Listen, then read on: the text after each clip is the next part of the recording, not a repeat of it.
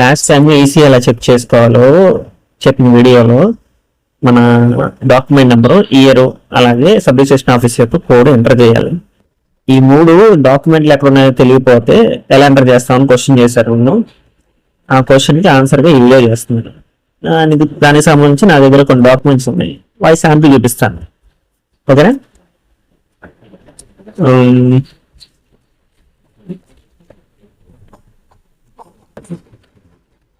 ఇదో ప్రతి డాక్యుమెంట్ లో మనం ఫస్ట్ పేజ్ టర్న్ చేసిన తర్వాత ఇక్కడ ఈ ప్లేస్ లో ఉంటుంది డాక్యుమెంట్ నెంబరు, ఇయర్, అలాగే సబ్ రిజిస్ట్రేషన్ ఆఫీస్.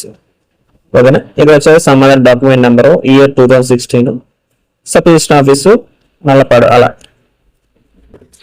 ప్రతి డాక్యుమెంట్లు ఎలాగే ఉంటుంది.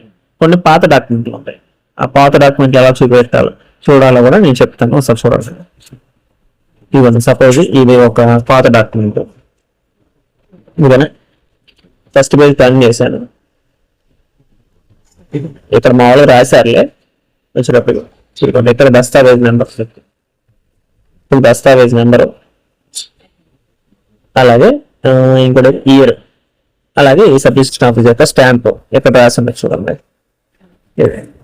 సో ప్రతి డాక్యుమెంట్ ఇలా చెక్ చేసుకొని అవి ఈసీలో మీరు ఎంటర్ చేస్తే ఆ ఈసీ ఎవరి పేరు మీద ఉంది, ఆ ల్యాండ్ ఎవరి పేరు మీద ఉంది, ఎన్ని స్క్వేర్ యార్డ్స్ ఉంది, ఎంత అనేది పూర్తి డీటెయిల్స్ వస్తాయి. ఇంకేమైనా డీటెయిల్స్ కావాలనుకుంటే ఏమైనా డౌట్లో ఉన్నా కింద కామెంట్ చేయండి. అలాంటి మరిన్ని అప్డేట్స్ కోసం ఛానల్ని సబ్స్క్రైబ్ చేసుకోండి. Thank you.